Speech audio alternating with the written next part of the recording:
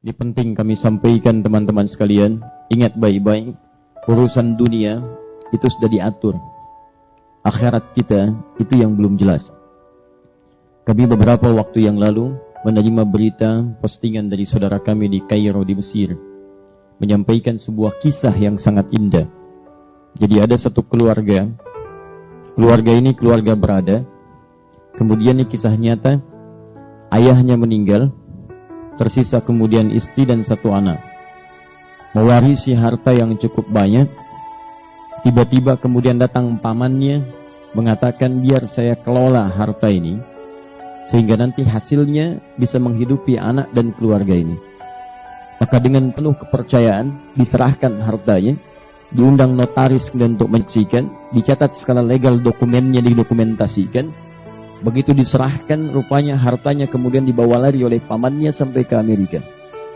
Digunakan sebagai modal, sukses bisnisnya, kaya dia, punya perusahaan yang kemudian berkembang, cabangnya di mana-mana, sampai kaya dan menikah kemudian dengan gadis Amerika. Ini kisah nyata.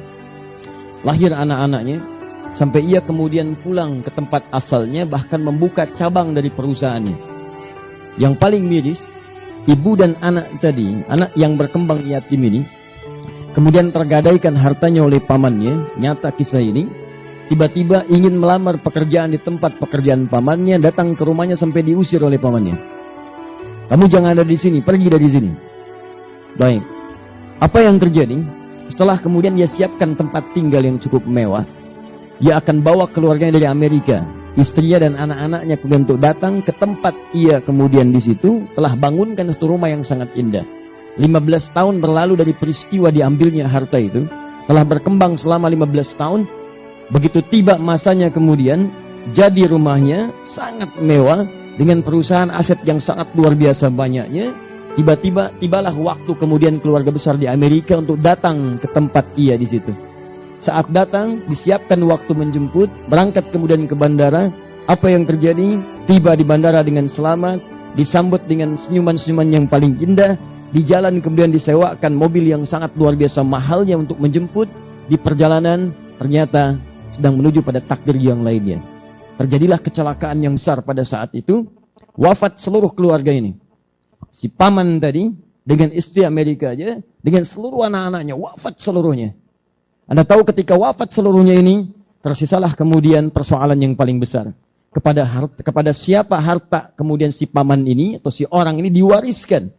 Ternyata tercatat dalam catatan dokumentasi notarisnya, ahli waris paman itu setelah diteliti seluruhnya, tidak ada kecuali hanya satu si yatim itu.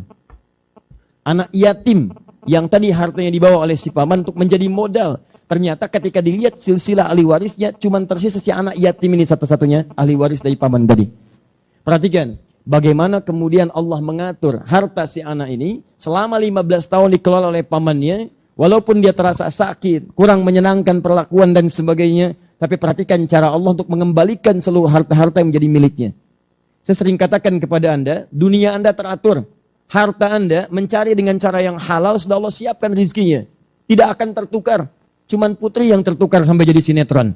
Ya, cuman menteri yang ditukar. Tapi harta tidak akan pernah, rizki tidak akan tertukar. Akan diberikan sesuai dengan maslahat hidupnya sampai Anda wafat. Jadi kalau rizki Anda belum terpenuhi, Anda nggak akan wafat. Demi Allah saya katakan, rizki bersanding dengan kematian. Rizki terpenuhi, baru datang ajal.